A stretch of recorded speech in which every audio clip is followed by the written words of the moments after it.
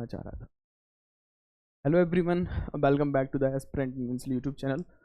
और आज हम थोड़ा सा हटके तो नहीं कहना चाहिए, we are talking about the UPSC experiences और माय यूपीएससी एक्सपीरियंसेस मैं अपने शेयर करूँगा। स्पेशली वापस से एक एस्पिरेंट दोस्त हिटमैन ने टेलीग्राम पे मुझे क्वेरी पूछा था 4 तारीख के आसपास, और मैं थोड़ा सा डिले हो गया, उसके लिए सॉरी। और आज मैं वीडियो आपके लिए बना रहा हूँ इसीलिए स्पेशली। तो क्वेश्चन कुछ इस तरीके से हैं आपके कि first of all, what you observe from your experience, how UPSC gave marks, is it like giving more if you have written more facts and data and quoting in GS2, or is it clarity in your answer writing? तो जहाँ तक मैं समझ पा रहा हूँ आप मुझसे पूछना चाह रहे हो कि मेंस में आंसर राइटिंग में क्या देखता है यूपीएससी, और मार्क्स मिलते हैं तो किस चीज़ के मार्क्स मिलते हैं। मेरे हिसाब से आप मुझसे ये पूछना चाहते हो। साथ ही साथ में इसमें आपने एक पॉइंट और ऐड किया है कि वो फैक्ट ज़्यादा देखते हैं और या फिर क्लैरिटी ज़्यादा देखते हैं।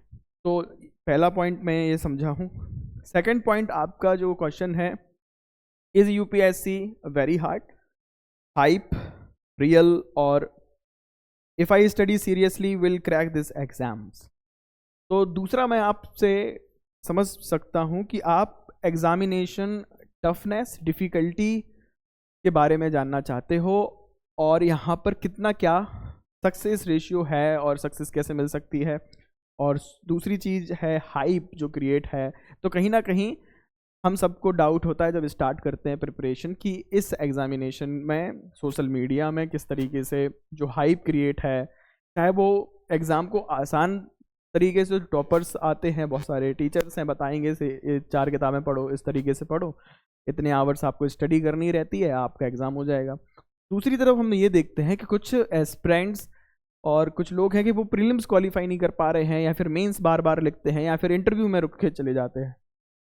एक साइड बहुत ज़्यादा स्ट्रगल देखने को मिलता है, एक साइड बहुत ईजीनेस देखने को मिलती है।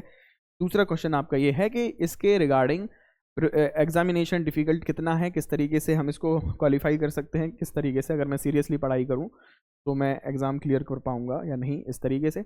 और थर्ड ऑप्शन आपने प्रीलिम्स के लिए पूछा है। थर्ड जो पॉइंट है, डाउट है आपका, प्रीलिम्स स्पेसिफिक है कि prelims more and more dynamic होता चला जा रहा है।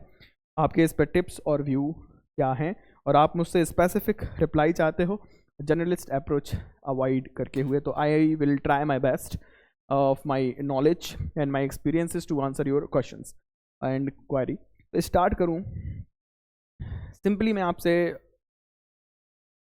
जो मैंने आपका क्वेश्चन है और वही कई सारे यूपीएससी एस्पिरेंट का क्वेश्चन होगा। तो इन जनरल वे हम आज के टॉपिक में एग्जामिनेशन की टफनेस के बारे में बात करने जा रहे हैं कि एग्जामिनेशन कितना हार्ड है, इजी है, इसके बारे में हाइप क्या है। फिर यूपीएससी का प्रीलिम्स किस तरीके से क्वालिफाई कर सकते हैं, ये बहुत ज़्यादा डायनेमिक होता जा रहा है, इसके लिए मेरी टिप्स क्या है, मैं क्या सोचता हूँ यूपीएससी प्रीलिम्स कैसे क्वालिफाई करें। और थर्ड टॉपिक जो हमारा रहेगा, पॉइंट रहेगा मेंस के रिगार्डिंग कि मेंस में मार्किंग स्कीम कैसे होती है, इसके फैक्ट आते हैं ज़्यादा या फिर क्लैरिटी इंपॉर्टेंस ज़्यादा है, तो क्या ज़रूरी है हमें यूपीएससी एग्जामिनेशंस में। तो ये सारे के सारे पॉइंट हम डिस्कस करेंगे। स्टार्ट करते हैं वन बाय वन। सबसे पहले मैं डिस्कस करना चाहूँगा first question, that is the hardness and the toughness of the UPSC examination. और आपने जैसा बोला कि अगर मैं सीरियसली पढ़ाई करूँगा तो क्या मुझे इसमें सक्सेस मिलेगी या नहीं मिलेगी। तो मैं आपको सिंपल डायरेक्ट आंसर मैं आपको यहाँ पे करूँगा। मैं आपसे पूछूंगा कि हार्डनेस का डेफिनेशन क्या है। कोई भी एग्ज़ाम हार्ड है या इजी है, पहले तो ये डिसाइड करो। There is no fixed criteria of hardness, it totally depends on many thing. First, आपका एजुकेशनल बैकग्राउंड क्या है। फॉर एग्जाम्पल, अगर आप IIT, JEE, नीट की तैयारी पहले से कर चुके हो तो रिलेटिवली ये एग्ज़ाम आपके लिए इजी रहने वाला है। या फिर किसी और कॉम्पिटिटिव एग्जामिनेशन की आपने तैयारी किया है, प्रिपरेशन किया है, या फिर नहीं किया है, आप एक बहुत ब्रिलियंट स्टूडेंट हो, आपका IQ शार्प है, तो आपके लिए इजी रहेगा। अब बैकग्राउंड में भी दो बैकग्राउंड हम देखेंगे। एक एजुकेशनल बैकग्राउंड क्या है कि आपने पढ़ाई कहाँ से किया, आपको एक्सप्लोर करने को कितने का मौका मिला, साथ ही साथ में आपका फाइनेंशियल बैकग्राउंड क्या है, जो बहुत कम लोग बात करते हैं, फाइनेंशियल बैकग्राउंड। अब लोग कहेंगे फाइनेंशियल सब पैसे का क्या लेना देना है। भैया पैसे लेकर लेना देना है। अगर मैं आपसे बोलूं कि अपने देश के बेस्ट मेंटर्स से आपको अगर पढ़ाई करना है तो आपके जेब में लाखों रुपए होने चाहिए, और दिल्ली में रहना पड़ेगा, कहीं और जाना पड़ेगा। तो एक अभी सिनेरियो है कि हाँ हम ऑनलाइन एजुकेशन कर लेंगे, बहुत सारे टॉपर्स ने किया है, ये किया है, वो किया है। हर इंसान एक्सेप्शनल नहीं है, एक्सेप्ट करिए। तो आपका एजुकेशन बैकग्राउंड बहुत मायने रखेगा। अगर कोई इंसान आईआईटी से आ रहा है, पहले से सर्विस में है, या कोई और जॉब कर रहा था, कंपटीशन उसने पहले से देख रखा है, प्रिपरेशन कैसे करते हैं उसको ये भी पता है, तो आप थोड़ा इमेजिन कर रहे हो आप कहाँ से मुंह उठाकर आ गए और कंपेयर करने लगे अपने आप को आईआईटी और बड़े इंस्टीट्यूशंस को। तो मैटर करता है। मैं यहाँ पर डिमोटिवेट किसी को भी नहीं कर रहा हूँ, रियलिटी आपके साथ में बता रहा हूँ। फाइनेंशियल बैकग्राउंड, एजुकेशनल बैकग्राउंड दोनों मैटर करता है। हार्ड वर्किंग लोग किसी भी बैकग्राउंड से हों, वो दोनों बैरियर को क्रॉस करके सक्सेस मिलता है, सक्सेस पा सकते हैं इस एग्जामिनेशन में, ये अलग पॉइंट है। अभी किसी भी एग्जाम को अगर आपको टफनेस और हार्डनेस देखनी है तो आपको उसका इनपुट और आउटपुट देखना चाहिए। ठीक है, आप कितना इनपुट देते हो और आपको कितना आउटपुट मिलता है। तो हम किसी भी एग्जाम को हार्ड इस तरीके से बोल सकते हैं, फॉर एग्जाम्पल कि आप इसमें टाइम कितना देने वाले हो, आप कितने साल तक तैयारी कर सकते हो बिना जॉब किए हुए, बिना पैसे अर्न करे। पहला तो ये चीज़ पूछो अपने आप से। Second, time, resource, money, energy, पढ़ाई जितना हम इनपुट करेंगे, क्या आउटपुट इतना मिलेगा हमें। आउटपुट में यहाँ पर आपको देखनी है कि वैकेंसी कितनी है। ओवरऑल सक्सेस का मतलब क्या है यहाँ पे आपको पता है? सिलेक्शन। एक वर्ड है सिलेक्शन। सिलेक्शन हो गया तो एग्जाम आपके लिए उस साल आसान हो जाएगा। आपको मालूम रहेगा कि आपने कितना मेहनत किया, आपने बहुत स्टडी की थी, बहुत मेहनत की थी, बहुत पेशेंस रखा, कई सालों तक मेहनत रंग लाई है, कई सालों की मेहनत रंग लाई। लेकिन जो दुनिया देखेगी वो सिर्फ आपका रिजल्ट देखेगी। हाँ यार वो दिल्ली में पढ़ा था, 2 साल 3 साल पढ़ाई की, दम से पढ़ाई की उसने, फोकस के साथ में, और सिलेक्शन हो गया। भाई साहब वैकेंसी अगर आप देखें 1000 वैकेंसी हैं। अब यहाँ मैं शर्त लगाने के लिए रेडी हूँ, आप थोड़ा सोचो, 5 लाख लोग एग्ज़ाम देने पहुँचने वाले हैं। आप कितने बोलोगे, कितने लोग सीरियस हैं? जो एस्पिरेंट इंटरव्यू से वापस आ रहा, उस एस्पिरेंट से आप क्या बोलोगे बताओ? वो सीरियस नहीं था, वो पढ़ाई नहीं करता था, उसके लिए एग्ज़ाम टफ हो गया, और जस्ट 3 नंबर 4 नंबर आगे जो आ गया, सिलेक्शन हो गया, उसके लिए एग्ज़ाम ईजी हो गया। तो आपको कंफ्यूज नहीं कर रहा हूँ मैं। एग्जामिनेशन की टफनेस आपको मेन इनपुट और आउटपुट से देखनी है।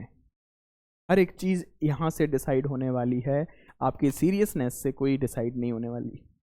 आई am sorry to say that is a fact कि यहाँ पर वैकेंसी कितनी है, कितने लोग यहाँ पे आते हैं एग्ज़ाम देने के लिए, और कितना स्पेस है उनको एब्जॉर्ब करने के लिए यूपीएससी के पास में। उस चीज़ पर आपकी टफनेस डिसाइड करेगी, और हर इंसान डिसाइड करता है। तो yes, UPSC is a tough examination.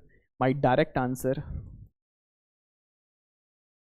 Is yes, UPSC is tough, one of the toughest examination, one of the toughest examination. Y?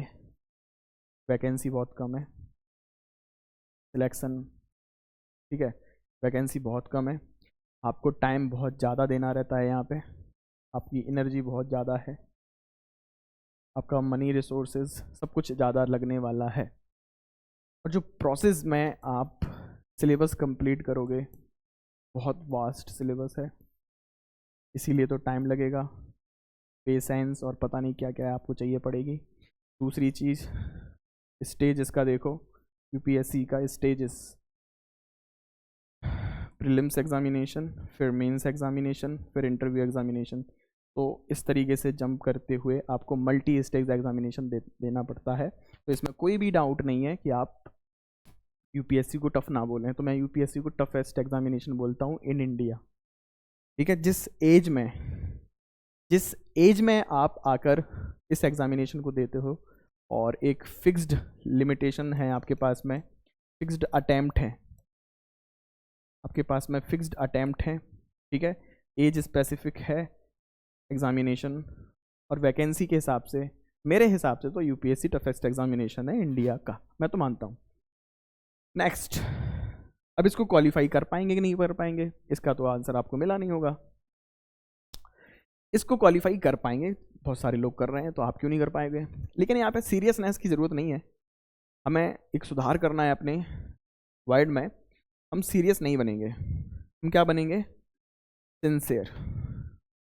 Sincerity. हमें सिंसियर बनने की ज़रूरत है, ठीक है, ना कि सीरियस।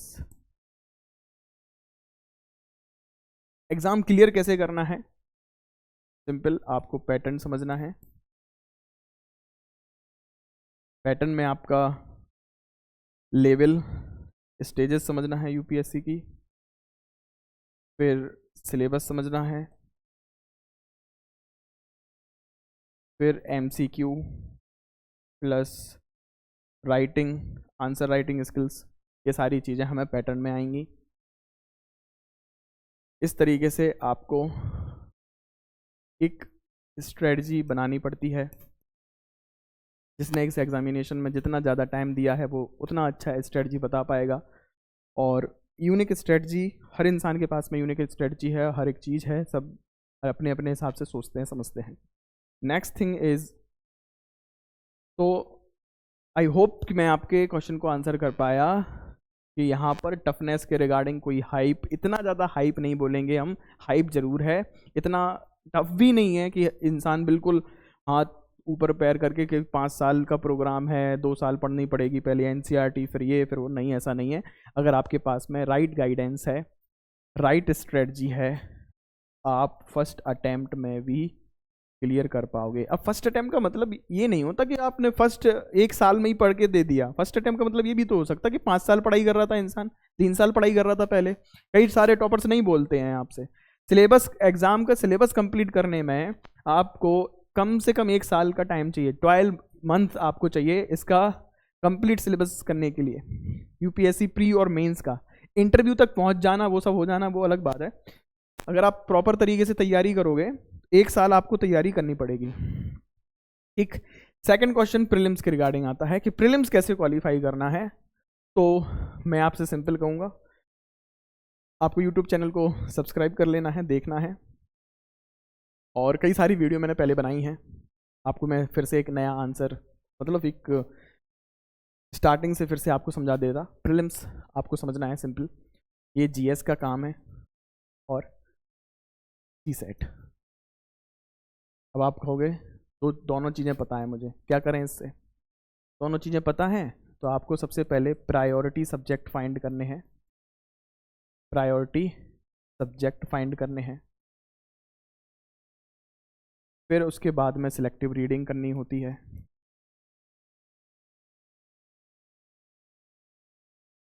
सिलेक्टिव रीडिंग के बाद में हमें कंप्लीट नोट्स होने चाहिए हमारे पास में। फिर हमें रिवाइज़ करना है, ऐसे रिवाइज़ करो जैसे याद हो जाएं सारी चीज़ें।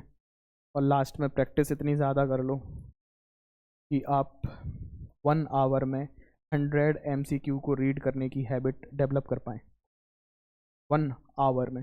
ये जीएस का पार्ट सीसेट में सेम है, ठीक है। तो ये तो सिर्फ क्वालिफाइंग नेचर है, तो हमें यहाँ पे इतना ज़्यादा एफर्ट डालने की ज़रूरत नहीं है। लेकिन आप इसको इग्नोर नहीं करें, कोई भी ना करे इग्नोर इसको। नोट्स बना लो, ठीक है, रिवीजन करो, प्रैक्टिस करो। मतलब रिवीजन का मतलब यहाँ पे फॉर्मूले रिवीजन करना है, मेन चीज़ प्रैक्टिस है सीसेट में।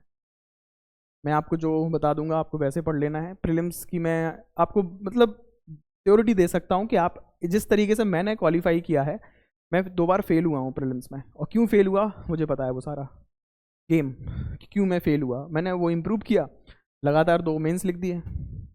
तो कुछ चीज़ें हैं, बेसिक फंडामेंटल्स आपको समझने हैं। प्रायोरिटी सब्जेक्ट जो हमें PYQ से मिलेगा। आप PTP 2025 सीरीज़ जो मैं चला रहा हूँ, हम कर रहे हैं, पढ़ाई कर रहे हैं साथ में, तो आप उसको फॉलो ज़रूर करें। सिंपल है, प्रायोरिटी सब्जेक्ट कैसे डिसाइड करने हैं वो मैंने डाल रखा है, टेलीग्राम चैनल पे डाल रखा है। Complete notes, complete syllabus, right strategy, right guidance, और एक बार में आपका प्रीलिम्स हो जाएगा, कोई बड़ी चीज़ नहीं है। और आप मुझे कांटेक्ट कर सकते हो, तो आपने जैसे मुझे मैसेज किया था, आप मुझे कांटेक्ट कर सकते हो। मैं इसके बारे में आपको और अच्छे डिटेल में बता दूंगा कि प्रीलिम्स क्वालिफाई कैसे करना है। बहुत ईजी है, अगर आप मेहनत करने के लिए रेडी हो। मैं जितना आपको बता दूंगा, रोड मैप बना के दे दूंगा, आपको वैसा कर लेना है। नेक्स्ट मेंस की बात कर लेते हैं। जो आपने क्वेश्चन पूछा था कि मेंस की मार्किंग स्कीम क्या है, फैक्ट या फिर क्लैरिटी। मैं आपसे बोलूँगा दोनों चीज़ कॉन्ट्रडिक्टरी नहीं है, दोनों चीज़ एक दूसरे पर डिपेंडेंट है। सिंपल, दोनों चीज़ें एक दूसरे के कॉम्प्लीमेंट्री हैं। सिंपल, मैं आपसे एक क्वेश्चन के थ्रू एग्जांपल दूंगा कि Indian constitution is not hard rock, but Indian Constitution is not a hard rock, but a dynamic principle. Full stop. ये बेसिक फंडामेंटल क्वेश्चन मैंने आपसे पूछ लिया, मेंस में आज तक नहीं आया, लेकिन इनडायरेक्टली क्वेश्चन आ चुका है। तो आपको यहाँ पर फैक्ट भी देने पड़ेंगे, क्लैरिटी भी देनी पड़ेगी। सबसे पहले क्वेश्चन मतलब आप समझे हो मैं यहाँ पे क्या कहना चाह रहा हूँ। Indian constitution is not a hard rock. Hard rock का मतलब है जिसको चेंज नहीं किया जा सकता, rigid, but it is a dynamic principle. Indian constitution, खत्म बात है। अब आप सिर्फ और सिर्फ थ्योरी लिख दोगे कि Indian constitution is not a hard, because हम इसको अमेंड कर सकते हैं, फ्लेक्सिबल है, सोसाइटी के नीड और टाइम के अकॉर्डिंग ये चेंज अपने आप को कर सकता है। फॉर एग्जाम्पल इस तरीके से। इसके साथ साथ आपको एक कदम आगे बढ़ के मेन्स में लिखना पड़ेगा, जो फैक्ट है, फिगर आपको देना पड़ेगा, आर्टिकल यहाँ पे बताने पड़ेंगे, किस किस आर्टिकल में हम इसको अमेंड कर सकते हैं, कौन कौन सी आर्टिकल में हम इसको अमेंड नहीं कर सकते हैं, तो हार्ड रॉक के फीचर्स भी हैं। फिर कुछ लीडर्स के कोट हमें देना पड़ेगा कि हमारे फाउंडिंग फादर्स ने ऐसा क्यों बनाया कॉन्स्टिट्यूशन, कंपेयर करना पड़ेगा अदर कॉन्स्टिट्यूशन से, अदर कंट्री के कॉन्स्टिट्यूशन से। तब जब आप एक हॉलिस्टिक अप्रोच बता पाओगे कि इंडियन कॉन्स्टिट्यूशन अपने आप में एक डायनेमिक फंडामेंटल लॉज है, Indian constitution itself a principle, a living principle of Indian society. जब आप इस तरीके से कनेक्ट करोगे चीज़ों को, clarity of concept is very important. Fact से आप उसको क्या करोगे, प्रूव करोगे। अगर आप फैक्ट नहीं बताओगे कहीं पर, तो आपकी क्लैरिटी कैसे जस्टिफाई होगी, आप ये बताइए। तो आपको क्लैरिटी भी देनी है, फैक्ट भी देनी है, दोनों ही देने के बाद में आपको मार्क्स मिलते हैं। तो आप अपने माइंड से कन्फ्यूज़न हटा दीजिए कि हमें मेंस में किस तरीके से लिखना पड़ता है, कि फैक्ट हम ज़्यादा याद कर लें, फैक्ट मुझे याद नहीं होते हैं, तो कोई टेंशन नहीं। आप क्लैरिटी पे फोकस रखो। क्लैरिटी पे जब फोकस रखोगे, अपने आप आपके पास में थ्योरी होगी, और थ्योरी को सब्सटीट्यूट करने के लिए, जस्टिफाई करने के लिए, यू मस्ट हैव एग्जाम्पल्स। ठीक है, एग्जाम्पल होने चाहिए, फैक्ट होने चाहिए, सिर्फ बोल देने से काम नहीं चलेगा। जैसे अगर हम फॉर एग्जाम्पल मैं आपको दूं कि Indian is a living civilization, Indian civilization is a living example of civilization, is a living culture, living heritage, और रिच हेरिटेज हमारे पास में है, और जो एक कॉम्प्लेक्स, डायनेमिक, एडेप्टेबल नेचर है, फ्लेक्सिबल नेचर है। तो मैंने थ्योरी बोल दी, जस्टिफाई करने के लिए मुझे एग्जाम्पल नहीं देना पड़ेगा, फैक्ट नहीं देने पड़ेंगे, देने पड़ेंगे ना कि हमारे यहाँ पर एक धर्म नहीं है, कई सारे टाइम के साथ साथ एवोल्यूशन हुआ, और वैसे ही वैसे रिलीजन आते गए, सोसाइटी आते गई, सोसाइटी में चेंजेस किस तरीके से आए, फैक्ट बताने पड़ेंगे 4 तरीके के। हमारे पास लैंग्वेज इतनी है, हमारे पास स्टेट आज इतना है, एक टाइम पे हमारे पास में कास्ट इस तरीके से था, आज कास्ट का सिस्टम अलग है। इस तरीके से मेंस में आपको क्लैरिटी के साथ साथ एग्जाम्पल, फैक्ट के थ्रू जस्टिफाई करना पड़ता है आंसर को, तब जाके आपके नंबर मिलते हैं, मार्क्स मिलते हैं। आई होप कि मैंने आपके सारे क्वेश्चंस को सही तरीके से बताया हो, और नहीं बताया हो आप मुझे प्लीज़ फिर से पूछें और मैं फिर से कोशिश करूँगा आपके डाउट क्लियर करने के लिए। तो प्रीलिम्स को क्वालिफाई करना बहुत आसान है, मैं अपने एक्सपीरियंस से बता सकता हूँ। मेंस में सेम चीज़, जो प्रीलिम्स क्वालिफाई अगर करना है, मैं आपको रामबाण बता रहा हूँ। प्रीलिम्स का रामबाण है एमसीक्यू, मतलब previous year question plus MCQ. आप डेली बेसिस पे स्टार्ट कर दो, अभी टाइम आ गया प्रीलिम्स का। डेली 100 क्वेश्चन सॉल्व करो, डेली 100 क्वेश्चन जनरल स्टडीज़ के क्वेश्चन सॉल्व करो। सीसेट के 10 क्वेश्चन कर लो डेली, और जीएस के 100 क्वेश्चन निकाल लो। कोई भी डेली करना है, और इसको रिपीट करना है एक फिक्स टाइम पीरियड के बाद में। मैं आपको डिटेल में एक रोड मैप बना के ज़रूर दूंगा, किस तरीके से प्रीलिम्स क्वालिफाई कर लोगे, और बहुत आसान हो जाएगा आपके लिए। ठीक है, मेंस में क्या करना है, आंसर राइटिंग करनी है। मेन चीज़ जो टफ हो जाता है, हार्ड वर्क वहाँ पे चाहिए है। बिना हार्ड वर्क के एग्जाम नहीं होने वाला है। स्मार्ट वर्क यही है जो आप किसी की गाइडेंस से सीखते हो, एक्सपीरियंस से सीखते हो। तो I hope I have cleared your doubt, और अगर कोई और डाउट है आप मुझसे ज़रूर पूछें, कनेक्ट करें। Thank you so much. Channel को लाइक शेयर सब्सक्राइब जरूर करें। All the best, bye, take care.